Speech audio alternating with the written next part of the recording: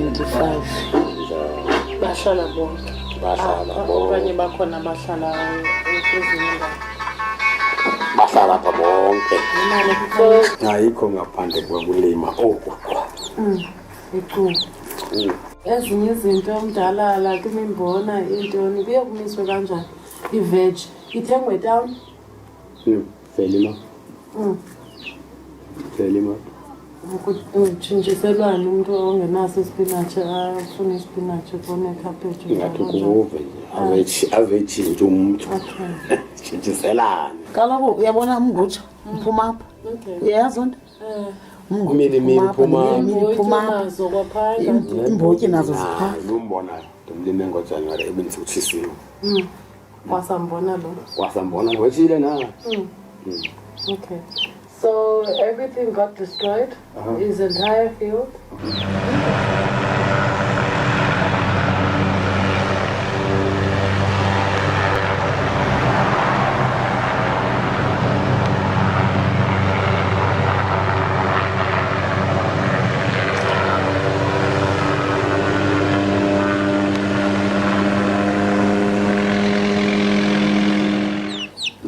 badlula bevela so besiya so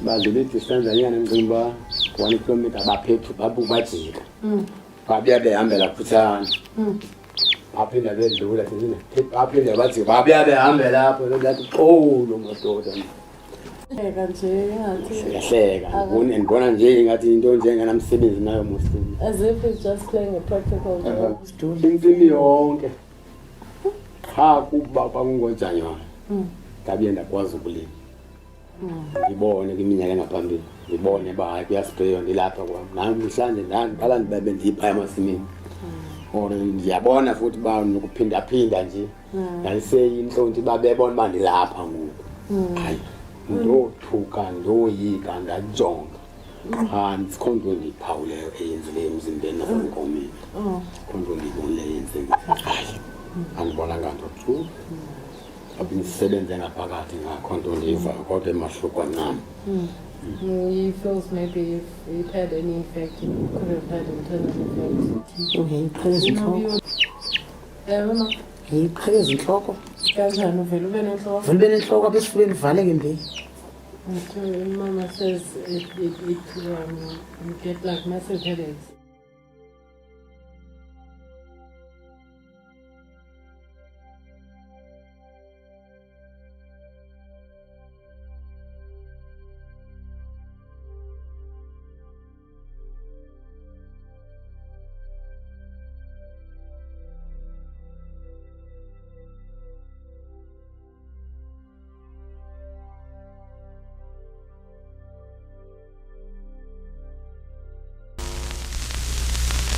The region is well known as a dagga cultivation site. More than 500 hectares of illegal dagga plantations have been sprayed with a herbicide to kill the dagga plants. It was a 3-week operation done in conjunction with the police's air wing. Some of the plantations were very systematic and camouflaged by maize crops. The plantations are also situated in difficult to reach areas. No arrests have been made and the police say this is an ongoing operation.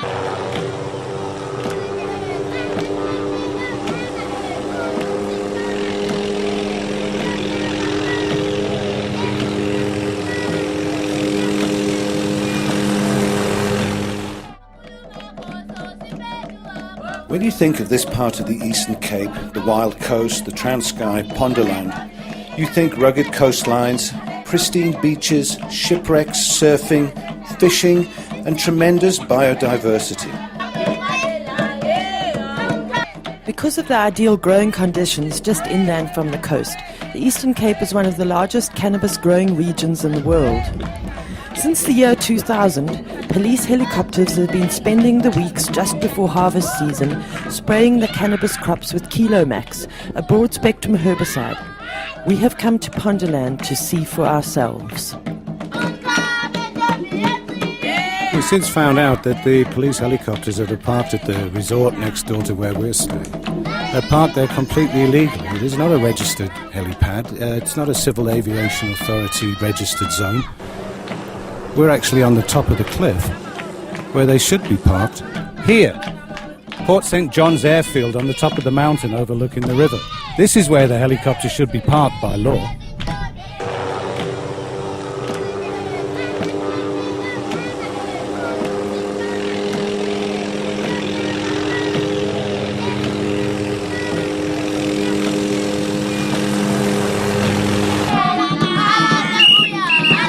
So over the years, the SAPS have denied that anything they're spraying causes long-term harm to the environment, but the fact remains that they're spraying glyphosates over everything.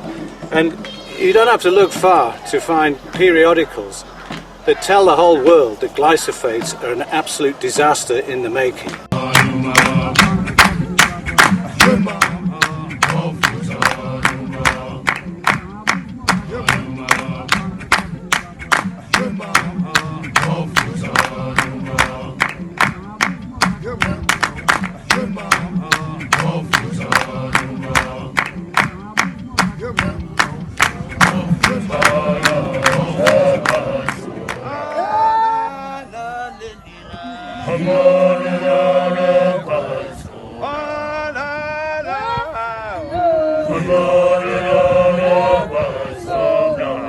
Sayibeka imeko ekaphephela emotha echamelisa insangu namakhumbona akachamelisa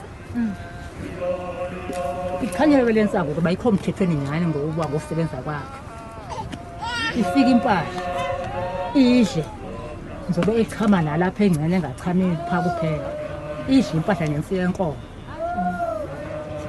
ifele impahla khakhalala leli liyeza balithela kulensango kuba bebengagadi baba baqhamisela insango kuphela bathela bamka bathi nasemanzini nasesidla lamanzi bebuya beza kulamanzi sakhalaza lokumuntu simbona ngona ethe fuqa sithi kungenxa yegama leli enibona usizi lwethu kulendawo sokuba iphuma ke abantu abakwethu iziphumela ke siso sisebenze ke isiphumelele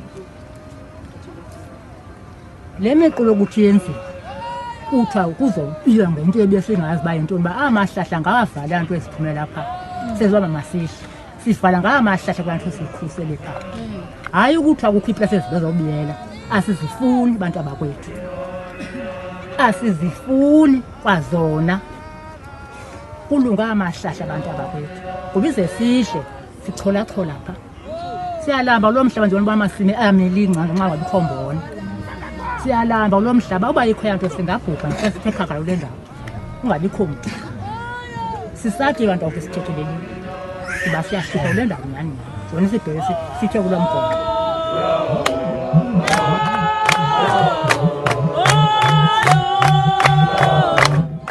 esinokuba sibe nenayiseza phetsango ngeke sibuye sibe nayo imali yonke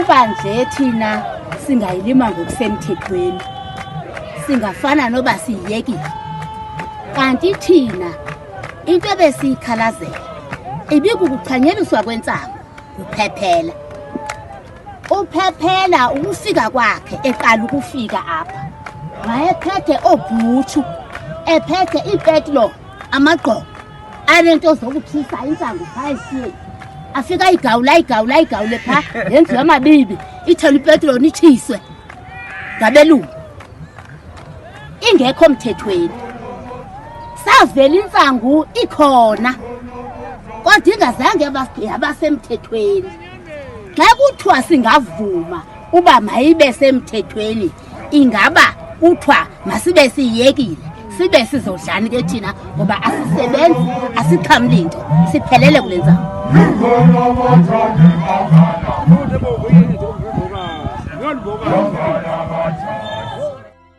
Awesome. We're back with another exciting episode, sitting with two of the legends here, Tijmen and Simon. Right. Legend Tijmen. Simon. Boom, brother. Awesome. Tijmen, you've done some interesting research recently. Simon was telling us about a drum you floated down the river with. Yes, that's true indeed. I was visiting a very small village to visit indigenous cannabis farmers in the Eastern Cape to learn about their practices, what they are doing, and how their practices fit within government, the government's plans. And then I got stuck into that village. The river started swelling up because it was raining a lot. So I crossed the river in a drum, which was kind of claustrophobic and kind of dangerous. But it was it was a good experience in the Pondo day-to-day life, I would say. Yes. Amazing. Yeah. We recently saw your talk at the Cape Town Expo. All right, and, you were there. That was nice. really good and clean, and you guys brought a lot of important points up about Pondoland. The fields that we are mapping out to count the fields. The entire Pondoland area in which cannabis farmers are situated is about 900 square kilometers. It's a really big area. So this is the number of cannabis fields, and if you take the whole area that's under cultivation every year, it's about 7 square kilometers every year. It's about 1,000 rugby fields. So let's ponder over this a little bit. South Africa is producing every year 1,000 rugby fields of cannabis already for 40 years, and these people are not able to sell it. How is that possible? So max respect for that. Oh, thank you so much. And Simon, you've always been a legend. You've been around many, you're our cannabis celebrity in South Africa. Yeah, thanks,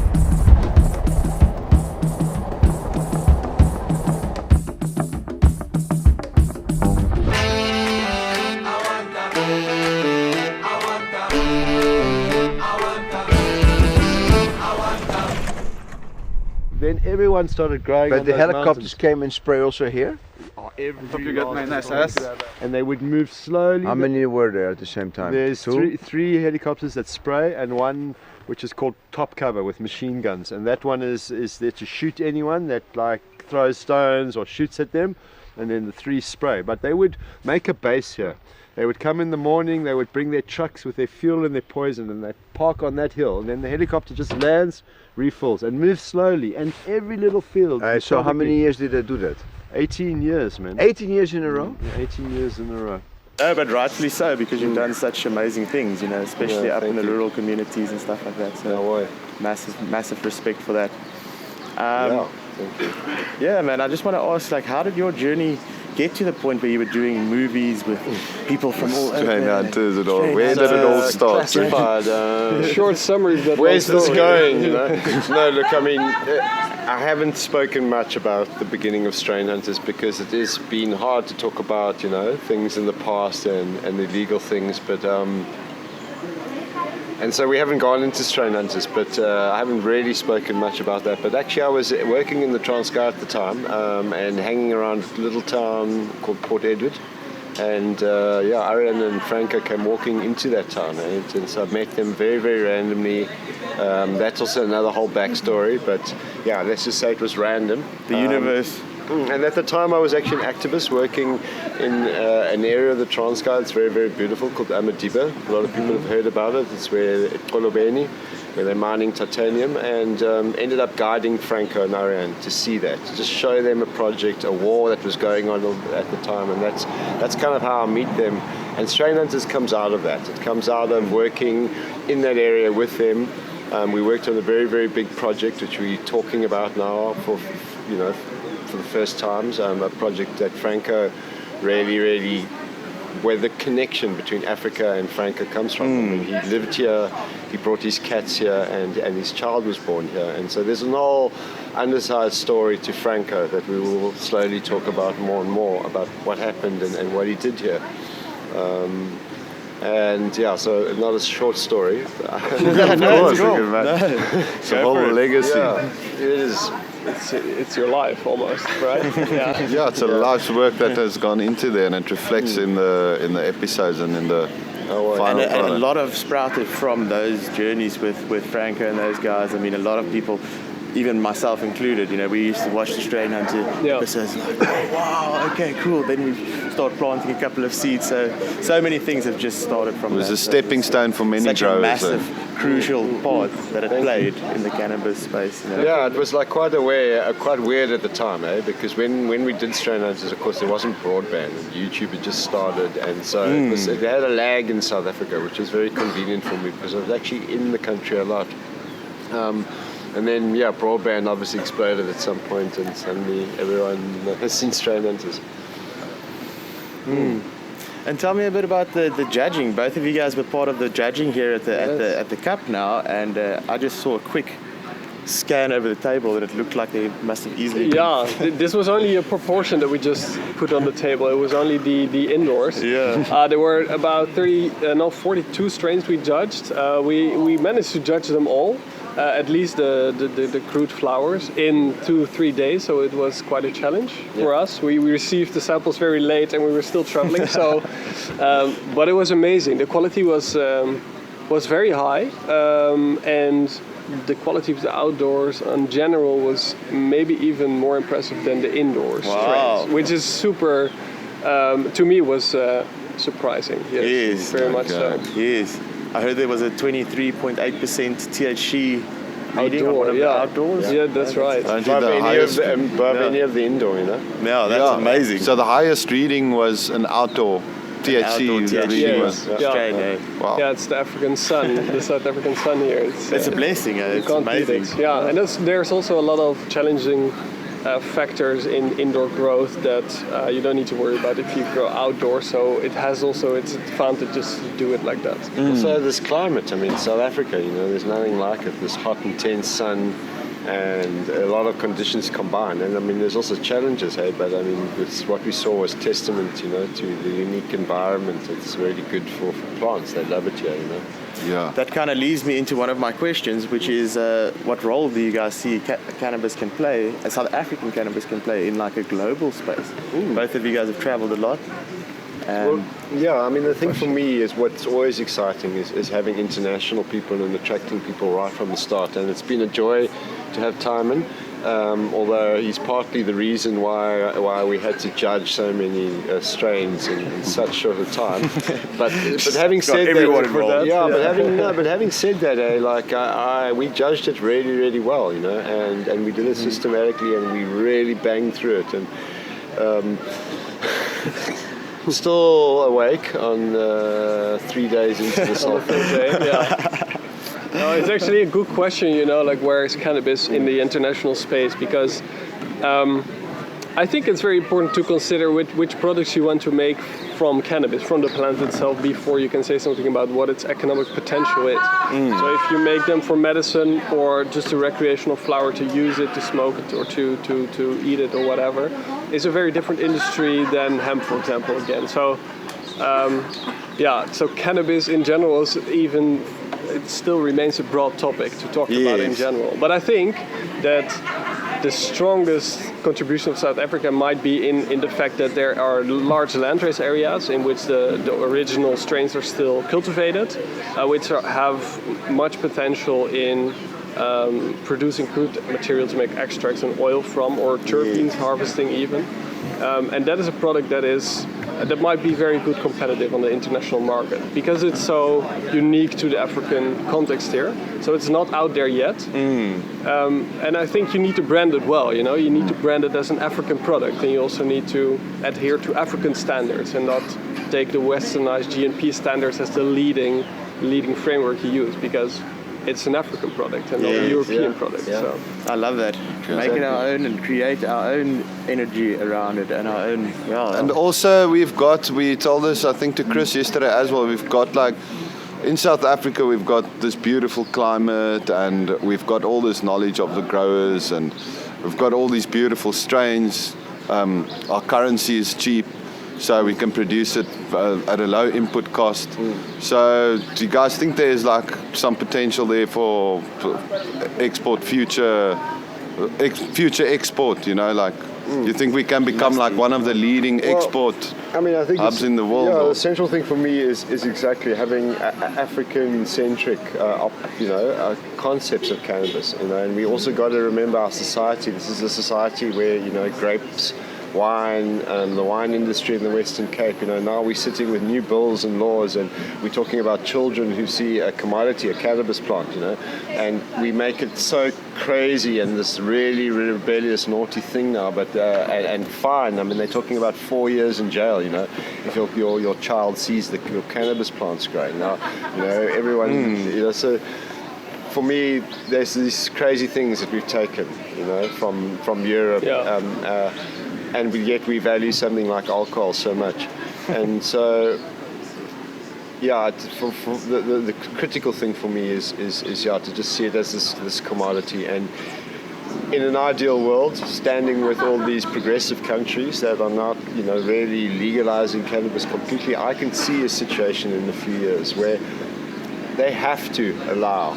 If we allow the export of products like tobacco and alcohol, you know, there has to be an export market. And of course, the other thing is the tourism and the great potential of our country. I mean, that's what blows me away about festivals like this. I mean, anyone will come from anywhere in the world and just be, you know, completely have such a different, beautiful cannabis experience out here, you know. It's a lot of what I'm really enjoying is showing people that, you know, showing people my own experience. It's been a privilege to take time into these areas and to also see the contradictions, you know, of the world we come from. You know, there is this, but just a few hundred kilometers north, things are very, very different.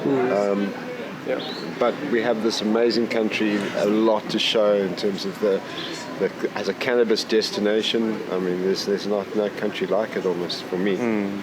Wow. And you've traveled to many international destinations. A few cannabis ones, yeah, you know, and I have had that privilege, you know, through the documentaries to get really into some of that. And broader scope. Still, like, if you had to ask me to rate the top kind of places, a few of them would be in Africa, and there's still a few amazing stories, you know, still to tell the world are there, you know, deep, beautiful, amazing stories of our continent and its connection to cannabis. Nice. Amazing. So there's recently been the flood damages there in Pondoland, just a little bit of a change in topic now, but you're way more active in that side and have a better understanding of what's going on. We're trying to raise a little bit of awareness around it. We saw that you recently started a collective funding program. And can you tell us, our viewers, just a little bit more, how can they get involved in what's the situation in Pondoland? Is there anything our viewers can do to assist? Yeah, I mean, and then also just to say, you know, like, what was amazing about this was actually that I didn't start anything, you know. Yes, I provided a little bit of a window just because I happened to be in Pondoland when the flood was on and made a few simple posts. But what was really amazing was the way that our community came together, you know, like significant, important people just stepped in where people like me couldn't, you know. I had to be on the ground and I was often in the field just trying to assess and get in there.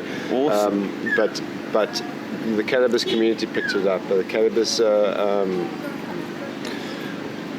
can't even talk now. My tongue's but no, yeah, but so like the damage in the region is very different.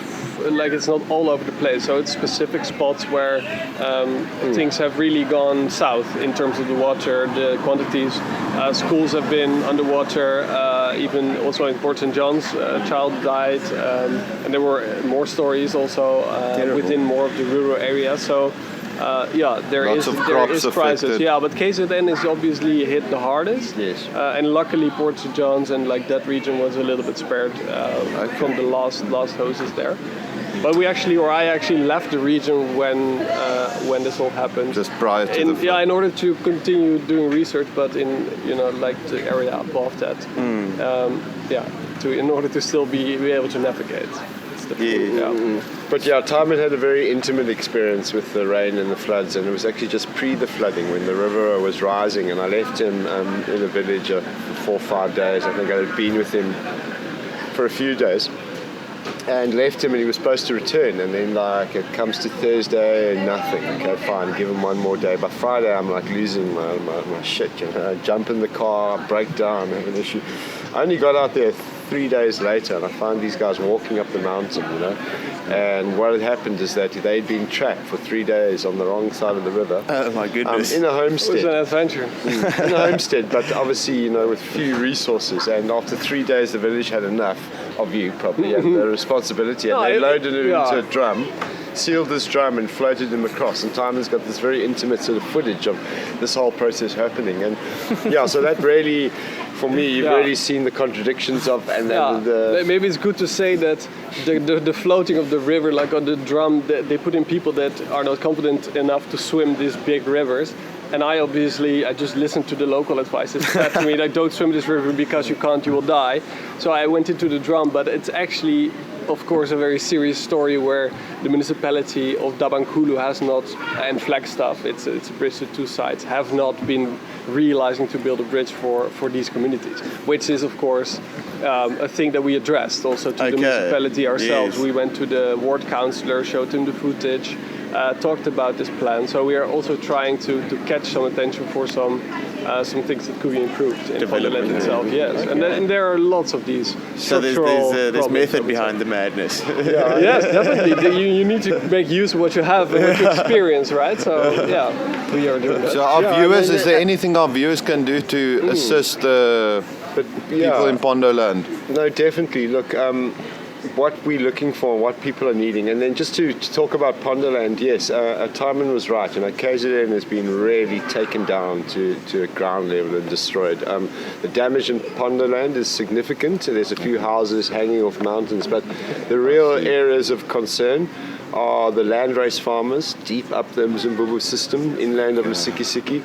There's countless villages, probably 30 or 40, that would be affected, and several of them are completely cut off. So we're looking at 3, 4, 5 weeks now where no one has had access to get pensions, to get across the river, even to buy basic goods. In villages like Dikidini and Mkumbi, people still have some sort of access up the back of the mountain. Those of them are brave enough to do the path. But then once you get up there, there's one spaza shop with like 7 items. And if they need to buy anything, it's another 4 or 5 hours in a vehicle to go to Tabankulu. So these are the people that we're most worried about. This is where we would like to focus our efforts, are those villages that literally need blankets, food, baby powder floated across in drums to them. And so obviously, everyone's in quite hard times, but I've been very touched at how the cannabis community's jumped in, and people are putting money down, people are collecting blankets. We are also seeking a cable. We'd like to string a cable across across the river and look at sort of solutions around rafts and even baskets and things that can be clipped onto the cable. And so those are small things, but it's really been driven by the community. And Nati, Dacha Pharmacy, Myrtle, Fields of Green for All, Juanita from the Cannabis Community Council, these people have all just jumped in. And Andrew from AWOL I checked as well. Yeah, man, and awesome. That's so touching, and so, yeah, it's awesome for me to witness the responsiveness of our community, how quickly, things have happened and people have stepped in. Great stuff. And then the other thing I just wanted to say is, look, it's been really nice to be able to go in with Tijmen, and the NGO I work for, the Umzimvubu Farmers Support Network, has worked quite a bit with researchers. We've been trying to encourage it, and that's because there's almost no research done into the livelihoods and the lives of our poor heritage farmers. And so just a short while ago, Tijmen contacted us, and we've used our network, to get them into the villages, and the picture that is coming out of it is a really, really powerful thing, and it's making the whole of South Africa stop. And the reason is that for 20 years no one has looked into these villages, and the type of information and numbers and the picture that's emerging is quite horrific. In this whole cannabis revolution, we've got winners, we've got all of this, we've got people doing really, really well. We've got communities and indigenous communities like in Pande, like the coastal areas, growing cheese and making significant money. But what we've really got to think about is our landrace farmers. There's 60,000 farmers farming untouched landrace that stretches for hundreds of k's along that river system, and they are the losers right now. No one is buying their cannabis. There's a small geographic divide, but there's a big divide between the landrace areas and, let's say, the craft cannabis indica-based areas, which are along the coast. But in the end, it's only 50 kilometers. And in one village on the coast, a family can get 25,000 rand for a bucket. So what? And in the villages where Tijmen's been, that same bucket is selling for 600 rand. Yeah, and the lowest price it has ever been. Yeah, and even farmers started to burn their cannabis because they keep harvested, but they cannot sell it. So they keep stocking it up in Supply bags. is much higher than the demand. So what solutions would you guys propose for this? What can we do to get an offtake for these guys? Or no, actually, that is already. So first of all, I think you need to start with accepting what the farmers are doing and then legalizing that in some sort of way, right? Regulations. Regulation as well, because you can't take off their product if it is not in some form or way legal what they're doing. So exactly. Currently they can't sell their product legally, so that's the first problem you need to solve. But then indeed you need to think, what kind of products do I want to make from that landrace? So you can make a variety of products from it. So you can, as a municipality or provincial government, you can try to support these farmers in connecting them to the off-taker markets of these different products. Test their stuff, have it tested, yes, make have sure it tested, and so also these feasibility studies are being done now, but they are still on a I would say like a conception stage. So they should be expanded, they should be made complete, because there's still no real good overview of how many farmers are we talking about, where are they located, what is their current production, and what is their current socio-economic status, which is crucial to know if you want to improve their quality of life and their life standards. So this first broad analysis is the first thing that should happen in order to be able to help the farmers properly. And so, and then the last thing that comes to mind now, which I think is important, is prioritizing. Because if you look at cannabis farms in the Eastern Cape, you're still looking at hundreds of thousands of different farmers, which also, they serve also different markets. So as a government, you need to specify what is a heritage farmer, or what is the most resource poor farmer that we have in the Eastern Cape. And as a second step, then you can prioritize them for a certain kind of policy or exemption from a policy. But so that specification of what are we talking about in the Eastern Cape, I think is very important. But we are getting there slowly.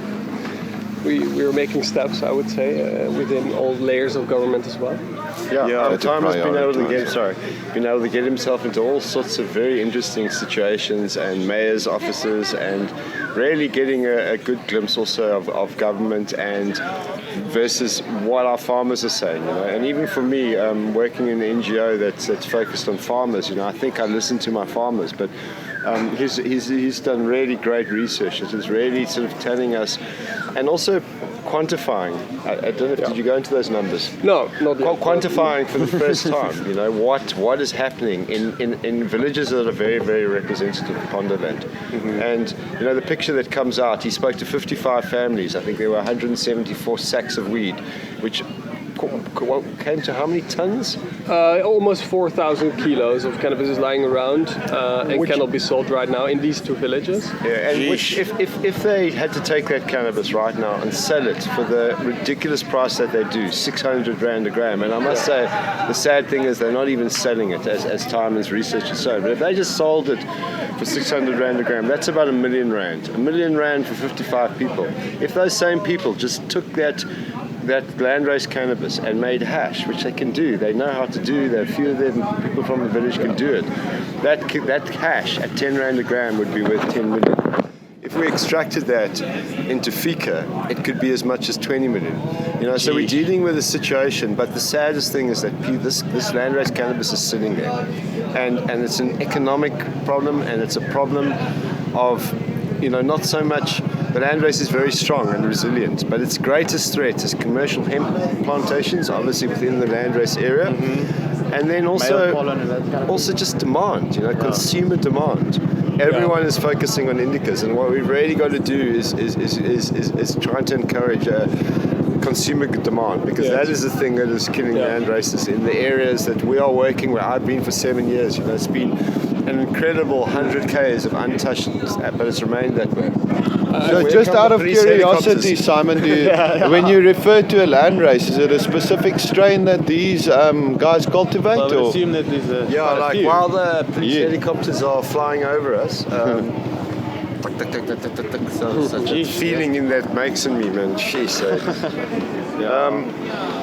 So, look, when we talk about Landrace or NLD in Southern Africa, then you're looking at a very similar kind of strain that stretches down from the Congo through into the west of South Africa and then right down to the east coast. And it's a very similar Landrace profile. There are unique differences, and it's around altitude and climate, because of course a landrace evolves, and the plants that have been growing up the Umzimvubu have evolved for 1,000 years to grow in that particular climate, to know what the day is to drop its seed when the rain ends.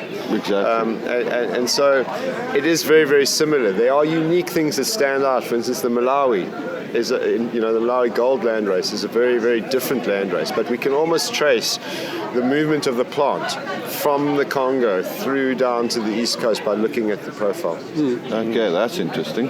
Well, Okay, maybe. so Ricky Stone now, let's call him. Where's he? I saw him somewhere there.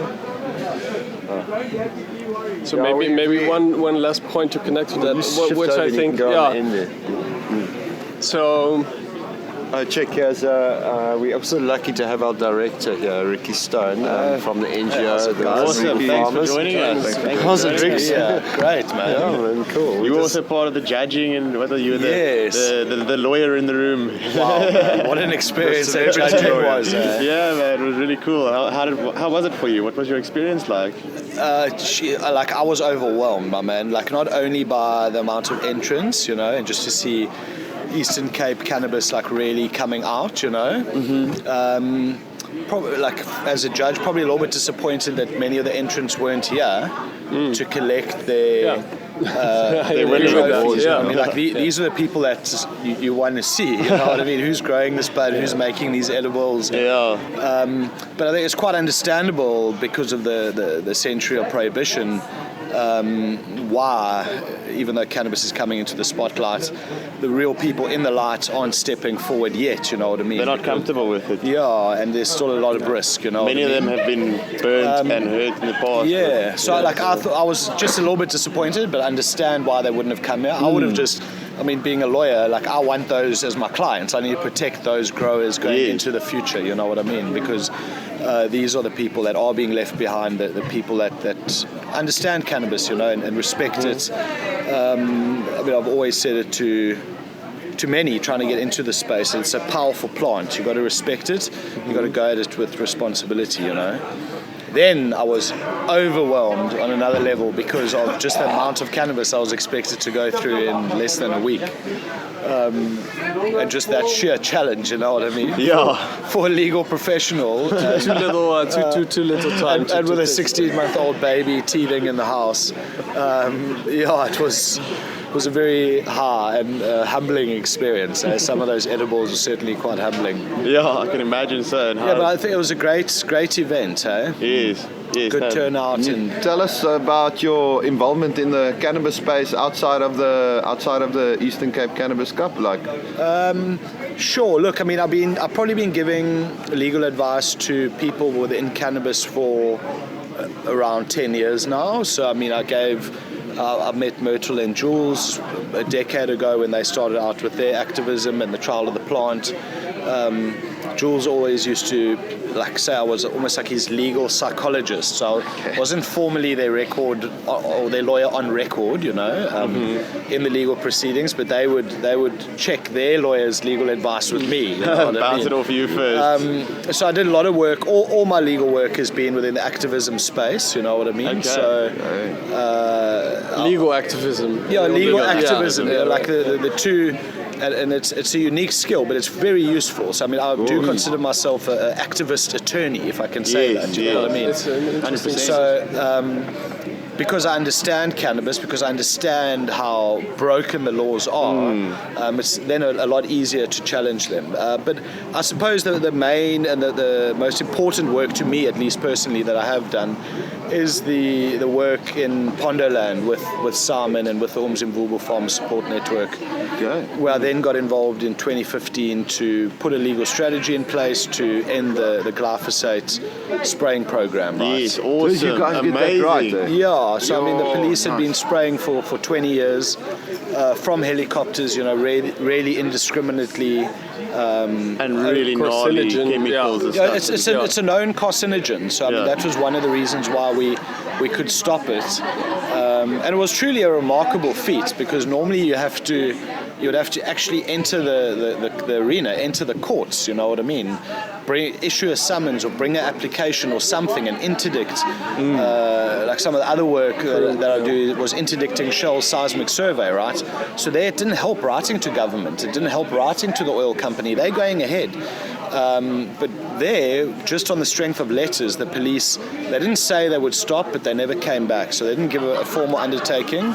But there was an impact. Yeah, there was a huge impact. But at the same time, the World Health Organization had published research on cancer, and it was then declared to be probably carcinogenic. And I mean, there's been a flurry of class action litigation all around the world, in Canada, especially America, and Australia now, because of glyphosate. So the police sprayed that for 20 years over cannabis plantations, not a little crop here, a little crop there, valleys, you know what I mean? And they destroyed entire livelihoods. I mean, these are people, years for that soil to even recover. From glyphosate. Look, it's a difficult discussion, but it's an important one to have, because 90% of the food all of us eat has glyphosate sprayed on it, because in South Africa you're allowed to use glyphosate. So it's a massive agricultural remedy, pesticide. In that, you know what I mean? Okay. So it's used extensively in global agriculture, really. But yeah, it definitely does impact the soil, So aside from the impact it had on really virgin arable land, whole waterways were sprayed, communities, people were sprayed, Their other food crops. And not that they even, and that's like the shocking thing when you go down there, to see that these communities only grow cannabis. They've got no access to water, so they don't have taps that come into their house, right? Or any tap anywhere, because they don't have access to water. Government haven't provided them water.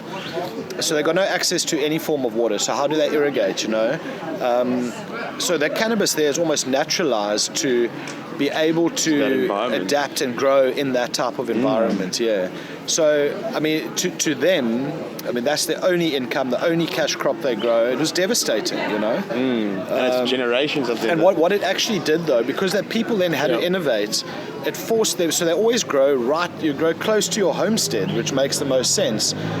But because then they were spraying their homesteads, the people started walking further away to grow in a more inaccessible place. Yes. Then eventually what you found is whole mountainsides covered in cannabis, but kilometers from the homestead, steep, because of power lines. On average, because the helicopters wouldn't have been able to get there because of the power lines.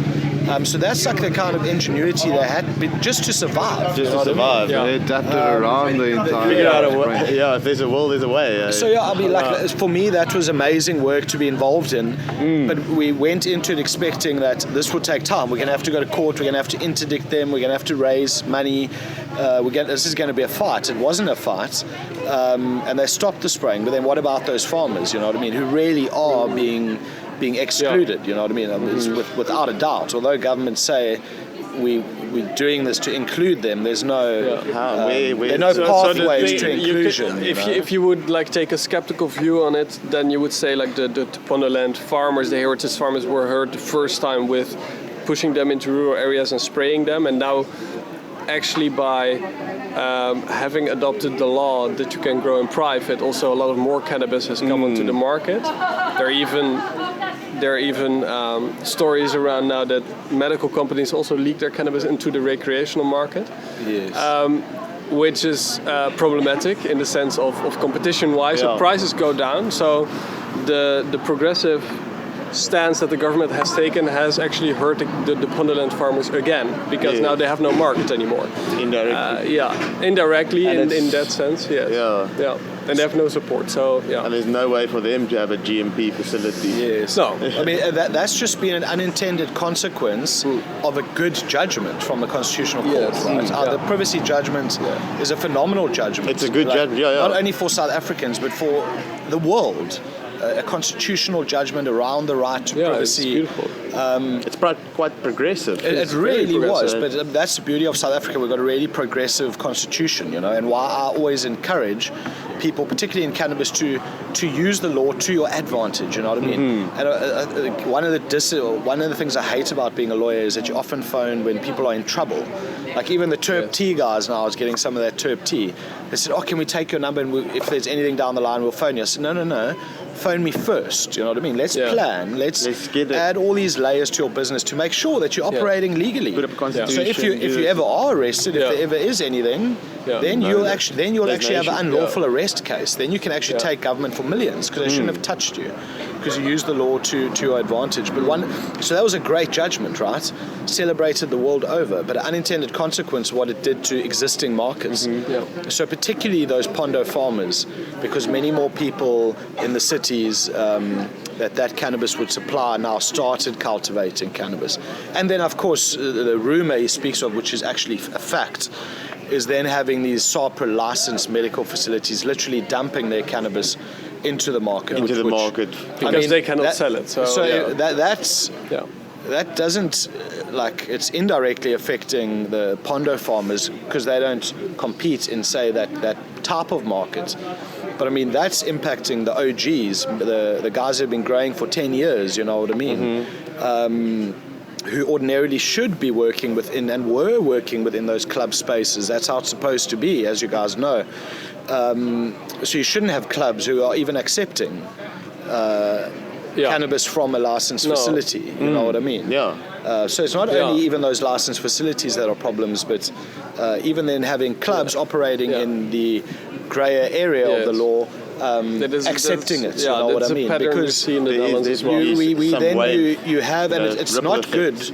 And that's why we need to call this out now. You know what I mean? And we, as at Cullinan's, where I work, we are consulting with clients, and we will be firing some big arrows out of our bow very soon.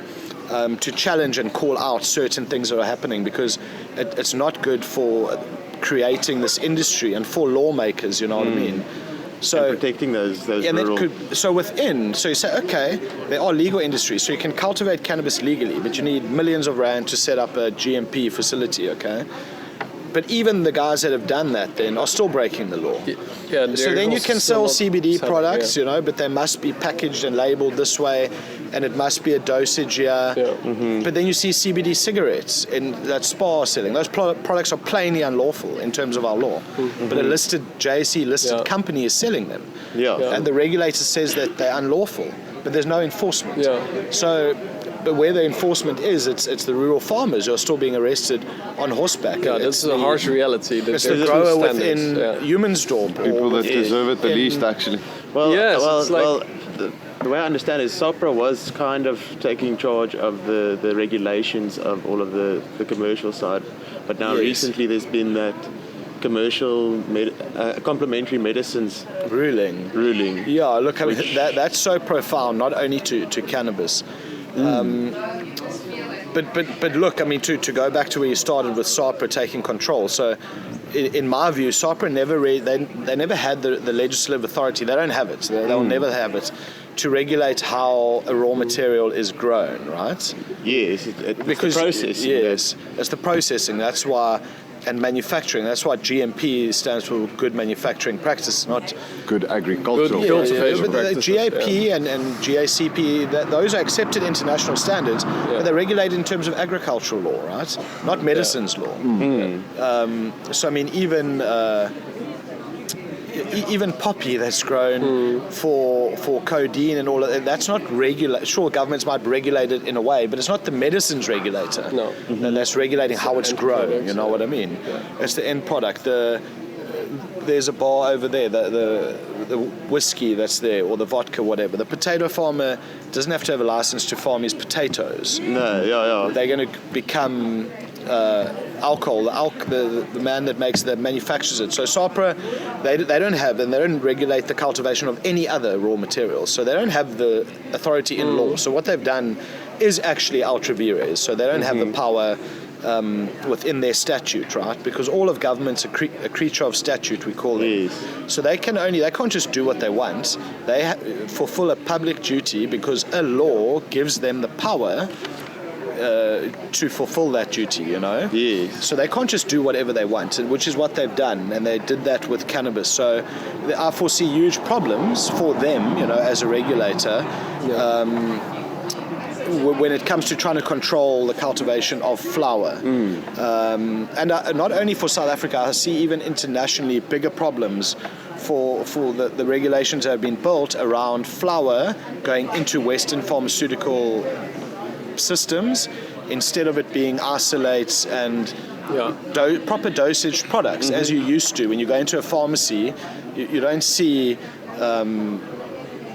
a raw material there, a raw natural herbal product, you know what I mean? That's not what that is.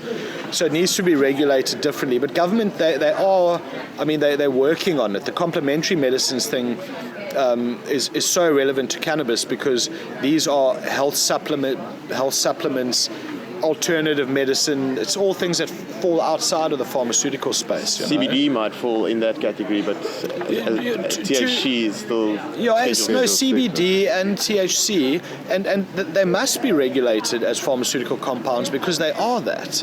But like at that specific dosage, you know what I mean? Or with in that specific profile that can help people with epilepsy, multiple sclerosis, serious, debilitating, life-threatening conditions, you know what I mean?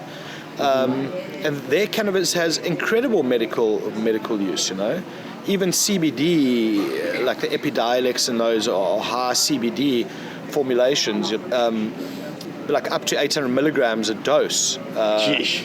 But that's safe. The World Health Organization have said it's safe for one dose, 800 milligrams. In our country, a CBD product is only lawful if it's got maximum of 600 milligrams in the per pack size, per bottle. Per which is supposed to last you a month. A dose must be 20 milligrams. 20 milligrams. So now you've got to ask, like, are consumers not even being conned here? When you take 20 milligrams of CBD, is it really benefiting you? Is it even enough? Yeah, you know what I mean? Look at the so price you should start at the other side. What is your product that you need? Yes, and then the reason so back what do we need to change in the law to allow that. And even the scheduling of the schedules are not supposed to. That's more around harm. You know what I mean? That's how they schedule it, so that you can't then just put CBD in because it's in Schedule 4 because it could be abused, but I mean it would have to be very high doses. But it must be through prescription, you know, not over the counter thing, which is really fun. But those are pharmaceutical products. A pill, something that's been formulated, processed, manufactured. Cannabis in raw flower is something different. It's a herbal medicine, a traditional medicine, you know. And particularly in this country, it's a main component in African traditional medicine. You go to a Sangoma, and when he gives you a range of medicines, there'll be cannabis in the tea, 100%. You know what I mean? And been like that for hundreds of years. And many millions of South Africans use cannabis as traditional medicine. So our government really have their work cut out for them. It's not, and what they've tried to do, they just copy-paste it out of Canada, out of America. My question around that traditional use of medicine or cannabis as a medicine would be, what is it? Is it a legal argument or is it a viable economic market? You know, how many people are using that product and how many Sangomas are still using that product? That is also something that the government itself is also not clear on. So the term traditional medicine for cannabis is correct, and it's used very often to refer to it as a certain type of product. And I think it definitely needs to be used, but it also needs to be studied more to understand really what is the contribution to that pillar, I would say. Yeah, definitely more research, even within the traditional use. You know, I mean, they mainly use it in teas as ceremonial incense. So it's not really a full-on medical use. It is, but it's for like lesser symptoms. You know what I mean? During COVID, it has been increasingly used by many rural farmers to clean the lungs and. Yeah, that's also interesting. A couple of good coughs sort you right out. No, one time. Although it sounds a little bit weary or something, I heard it more than I expected when traveling in the rural areas. I just checked here and there, like, did you use cannabis to mitigate COVID? And at least a lot of people believe in it and did it and tried it. So that's also interesting. Yeah, well, I also feel like it definitely helped. There on the farm where we live, all of us are cannabis users, and it wasn't a big issue for us. It would work. You're fine. I'm just.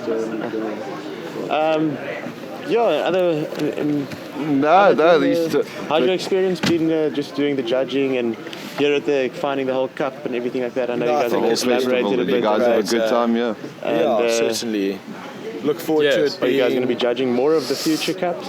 We have still a whole bag of samples we need to go. No, but I won't probably be in there. But it was an honor for me to participate this time. Yes, and I think if you are obviously well connected to clubs and also maybe to a whole network of clubs. But I think just as a takeaway message that I think is important to mention that. It would be interesting for clubs to also discover, to explore what is the different kinds of products you can make from the Landrace, and try to incorporate it. Yeah, try to incorporate it in your stock that you offer to customers and see how people evaluate it, because it is obviously difficult to do it in a legal way, to make products of it, to I think a big snag still is the transporting it from place to place. Yes. That's where it kind of becomes a little bit dangerous. But hopefully we can figure out a way to incorporate it into different. I think there are a lot of clubs that are interested in working with the rural. That is very interesting. Yeah. If at least I'm not aware of that, but if that is also a coordinated effort, because if you would collaborate among clubs and invite clubs to join this idea to connect them to these local farmers, rural farmers. You could also see what the potential size is of that market. If 100 clubs would want to participate, or 10, it is different in that sense. So, but that is something that it's time for action now. It's also time for action. to do some pilots. We've all been talking for the past. That's been a big part of our dialogue for the past year or so. Nice. How can we get the rural communities involved? What can we do for them? Yeah. So we've got over 40 to 50 different interviews that we've done where we've asked exactly that question: is how can we get rural communities more involved? Yeah. And it basically always boils down to two things. It's legislation is not allowing it, and that the people don't have the funding to. So it's those two things that are basically the block in the works. But there's many other things, many other. As he says, factors. as we can start, if we can take that Landrace and turn it into a product which is more appealing to our consumer market, then that's a big step forward, because then we can start moving these products through the clubs, and there's at least some sort of cash flow for these communities. Maybe if there's some kind of legal way for them to just get the products to people, try it, and then that will spark off the start. Definitely. So I've been privileged to be taken into the rural areas and being able to consume the Pondo, the Landrace in different types of products. So I've been smoking it purely, but also tasted oil of it, even made gummies of it. And you can make all these products, and it is amazing. The Landrace itself is not that potent if you take a little bit, but if you make a concentrate of it, it becomes a very, very, very potent product, which is beautiful. And it's South African property, and you need to market that in your country, big time. Market it and develop it nicely, Because now I want to get Pondo oil, but where can I get it? I want to get it at your clubs. You can't get Pondo at the clubs. You can get jelly cake and all these funny strains, but you can't get our Landraces at the club easily. Yeah, and potentially it could be where the flower could be Landrace. Maybe it's just grown by. There's agreements with other breeders or co-ops, you know what I mean? They're just growing differently, or maybe putting a good Pondo cultivar in an indoor setup or something. But as it's grown now, it probably doesn't have that recreational appeal. But as Tijmen said, once it's extracted, I mean, that's some of the best cannabis on the planet, undoubtedly. Wow. Because of how balanced it is, right? So, I mean, the University of Free State did research, specific cancer research, and found that Pondo variety had this remarkable ability to assist with the regression of breast cancer, right? A specific cell marker, the growth of that. But they don't go into it, they don't conclude, they don't say why that is. But what I know from having done some testing of 10 different land races is the terpene profiles. When I showed this to like some of the biggest pharmaceutical cannabis companies in the world, they couldn't believe it. I actually, illicitly, of course, but I will break the law. The Fields Green for All have a T-shirt. I love it. Good people. Just couldn't find it. Good people disobey bad laws. Yeah, right? man. So anyway, I sent over some flower to Canada. They tested in their own labs and had remarkable terpene profile. So like 12% bisabolol. There's no cannabis out there that has that much bisabolol in it. So it's all these high and unique terpene varieties that actually make it the medicine, right? And why the entourage effect is such a big thing. So it's got remarkable medicinal benefit. Low THC, far less, I don't even know if it's 8%, maybe in the highest variety. Between 2 and 6. Yeah, between 2 and 6%. You know, the pharmaceutical industries are even, there's a German company that will take, if they can legally take 100 tons a month, they'll take it to go into the pharmaceutical industry in Germany, because for more everyday and health and wellness use, a lower concentration, you know what I mean? One interesting thing about being a judge here that came out for me, but it made so much sense, was Adam said, because they had the Gemmaset testing, right? So every entrant had their product tested with Gemmaset. But the ones that had the highest THC didn't win a single trophy, they didn't place. So all the most potent things didn't actually win a thing. Because it's more about terps. Yeah, but now when you look, because that is what cannabis is about, and we know that, and the community and the culture know that. But you look at the American and the Canadian markets, okay, and the sales, it's all high THC. So the people that get the shelf space are the corporate brands that are only cultivating high THC. So the consumer there, they think that the best cannabis is the one that has the highest THC because that's what they've been told to believe. You know what I mean? Yeah. But that's not actually what it is. No. So in that, it's more in that balance. But then that's what prohibition has done, you know, and forced the breeders to grow then these high THC and then lose other cannabinoids in the process. Focusing on quick yield. So it would be to dovetail also as a takeaway from what Tijmen said about clubs working, or even maybe to first go back into what I said earlier about not having clubs support these licensed growers dumping their product, you know what I mean? Yeah. To have the clubs even publicly take a position that they will only support local growers, you know what I mean? Whether if they're indigenous heritage growers, if they, whatever category, if OG growers, small scale growers, you know what I mean? Non-corporate growers, you can maybe even easier call it, to put everyone else outside of that. But then to start working with these farmers, you know, I think a lot is going to come from the Haze Club case, which will be heard in the Pretoria High Court probably in July. So they're seeking a declaratory order to have the High Court declare that at least the Haze Club model, but they have amended their relief a bit. So at least a cannabis club model is consistent with the Constitutional Court judgment that deals with privacy, therefore it is lawful, you know what I mean? So I think once we get that judgment by the court, that'll give a lot more Cullinan, we've taken over that matter from Schindler's, so we'll run it over the line, and that'll be great to have a declaratory type order, and then the clubs know what they can and can't do, you know what I mean? And then it will be a lot easier to start then including the smaller growers. That's another big battle going on right now, the Haze Club, and what exactly is going on there right now? A little bit of clarity on the court case and everything.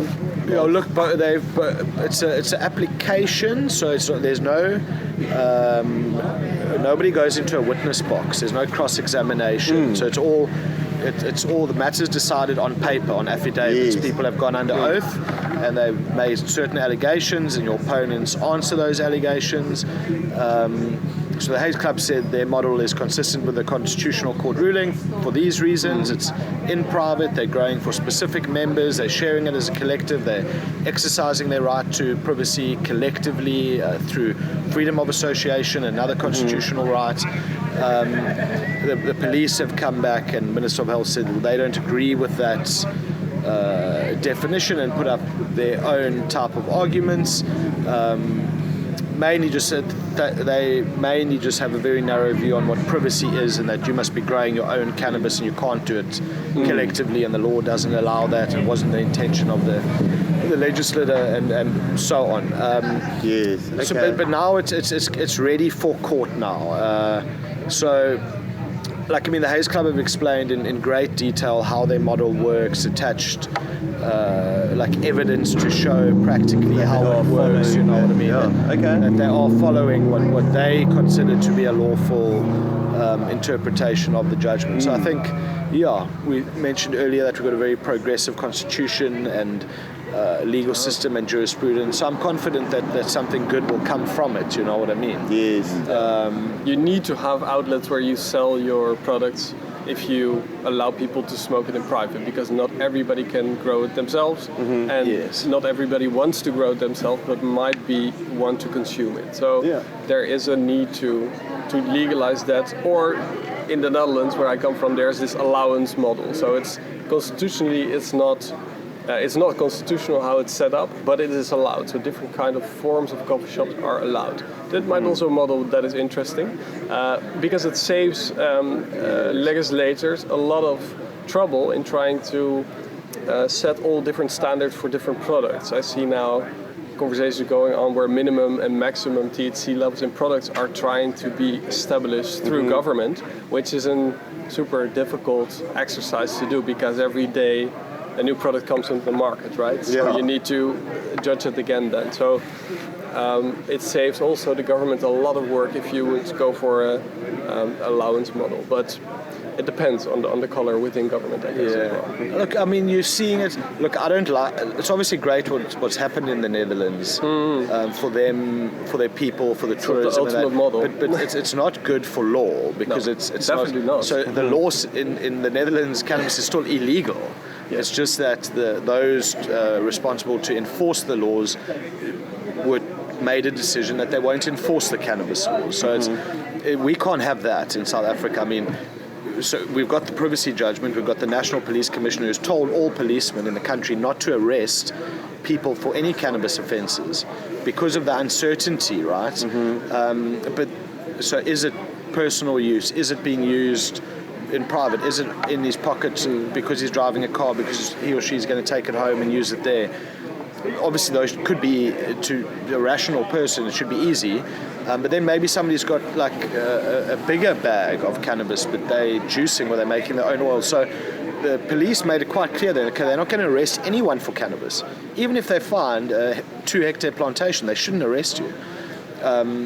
Even though they might still charge you for breaking the law, the purpose of arrest is to get somebody before court, okay? So there's many other ways to get a person before court.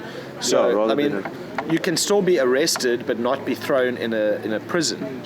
So, but you're still arrested or going to face the music, but you're then subpoenaed and you go to court because you're told on this day you'll come, and they must just trust you that you will go there. And if you don't go there, like for any other legal offence, then they'll issue a warrant of arrest and you can be arrested, you know.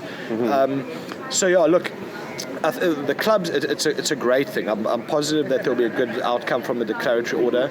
You see in Spain, Barcelona particularly, it's worked well. For over a decade, government have supported it.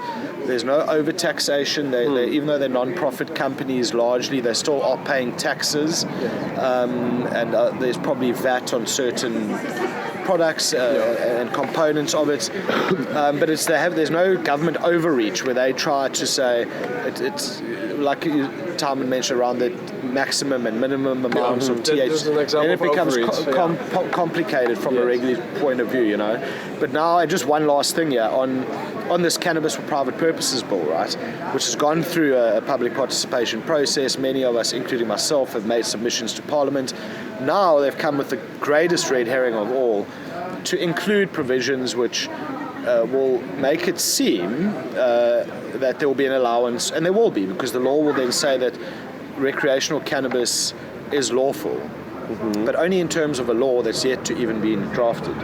And it takes a long time to write a law in the first place. Then you need to consult with your citizenry constitutionally and meaningfully.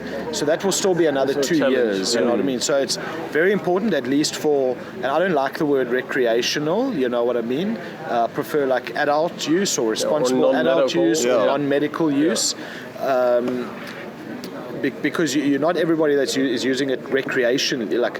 This is recreationally, but if I'm using cannabis at home in the privacy of my own home, is that still recreationally, or is that like non-medical use, or is that self-medication, palliative use? You know what I mean? It's just a non-medical use. That's what it is. So the clubs are a great model. Malta, one of the more recent countries that have looked at trialing those type of models for adult use cannabis or non-medical cannabis, so it'll be good. Even if the Haze Club fails, the cannabis community, the cannabis club community can get before it. We can take it on appeal. We can get what we want out of the court. You know what I mean? And like, maybe just to close, what Myrtle always says and what Jules always used to say, that you're not going to get, you won't get what you want unless you know what you want. You got to know where you want to be. And it's important for us as a cannabis community as well to know what we want. You can't, because government don't know what they want. So not yet. I hope they will soon, because it's difficult making policies if you don't know how the industry works. And that is currently also they're not actively involved in the space. They aren't, but they acknowledge that to a degree. So it's great that there is some type of consultation. But like, it's quite all they need to do, and they've done it before. They did it with the taxi industry. They did it with the shebeen and tavern industry. These are previously illegal industries. From this point onwards, they will be legal, and we go with you. We consult with you. How does it work? How does it? And then you grandfathered into the small policy and fisheries might be another good another good example. You know what I mean? So we'll help them. We'll help our government. They need it. Amazing. One last thing, if you guys have any positive messages you would just like to throw out there for our viewers. Cannabis community. The community. Cannabis for the cannabis community in general, I would say that I come from the Netherlands, where the cannabis is quite alive. Maybe one of the most alive countries, at least last century in Europe, maybe in the world. And coming to South Africa, I've been surprised by the amount of cannabis I've come across everywhere in the country. I've traveled quite a bit.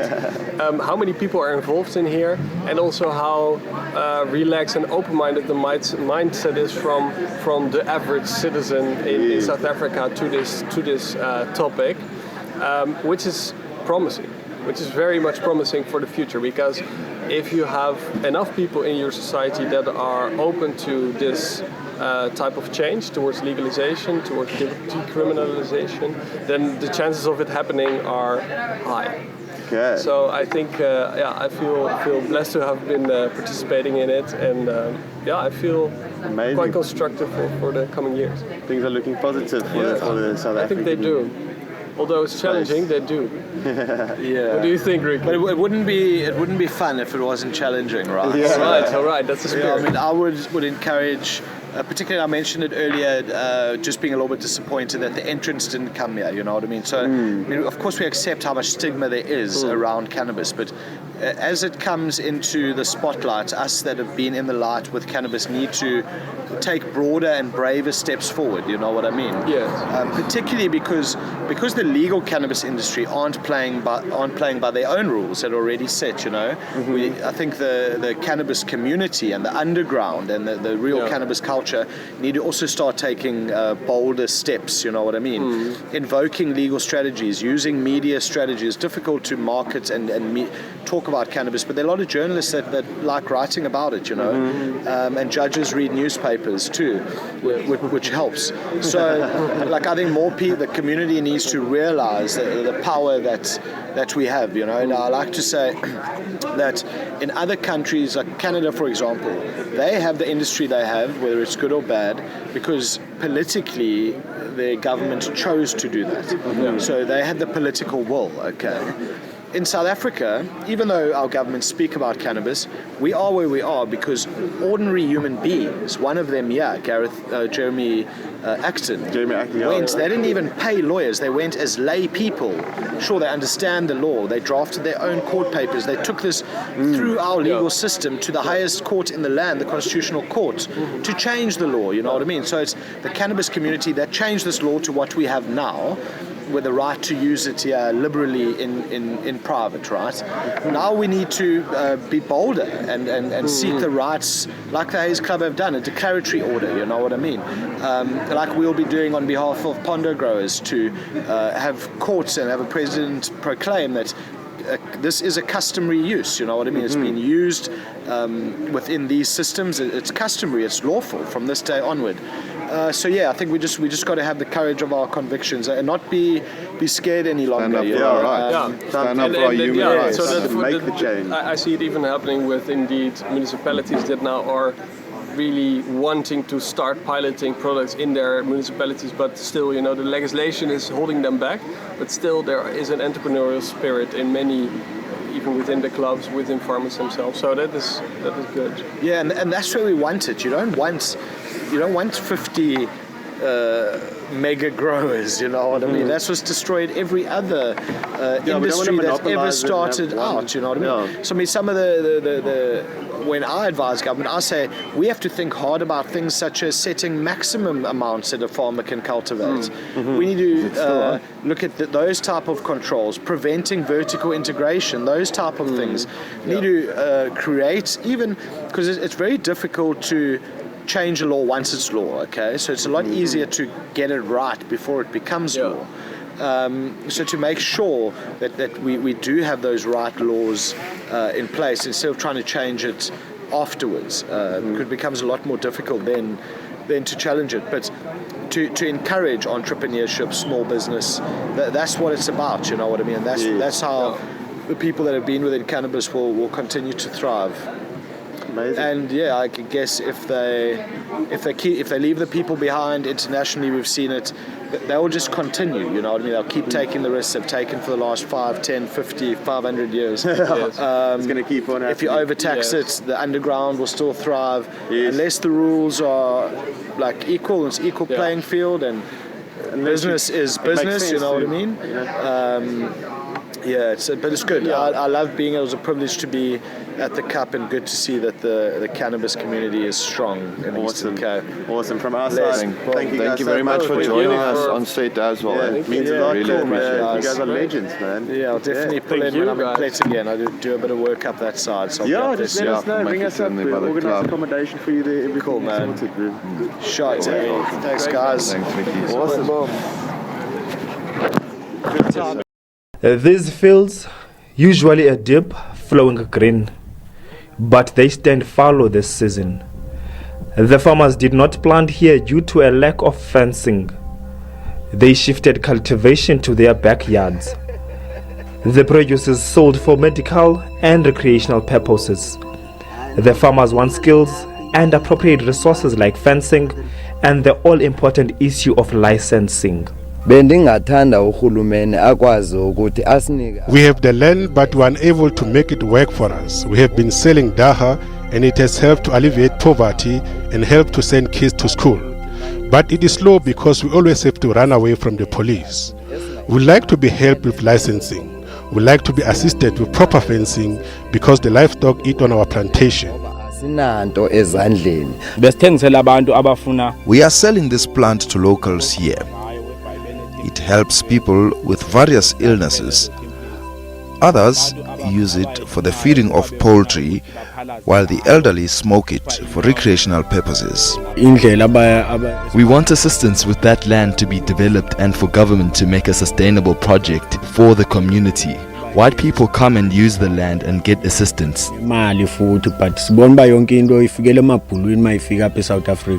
If the Eastern Cape Premier gets his way, cannabis will become a viable agricultural resource. The plan is to prioritize small-scale daha growers. It's a niche that we've just decided to pursue quite rigorously for the beneficiation of our people in the province, as well as the people who have been working on it and helping them to comply with the regulations. We know the challenge we have currently in government is how difficult it is to get those regulations accommodative to ordinary people who are actually down there in the rural areas.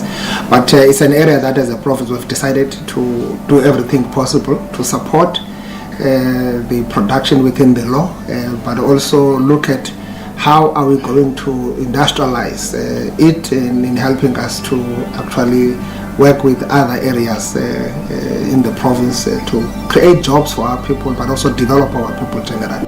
The northeastern region of the Eastern Cape is a world-renowned producer of top-quality dagga.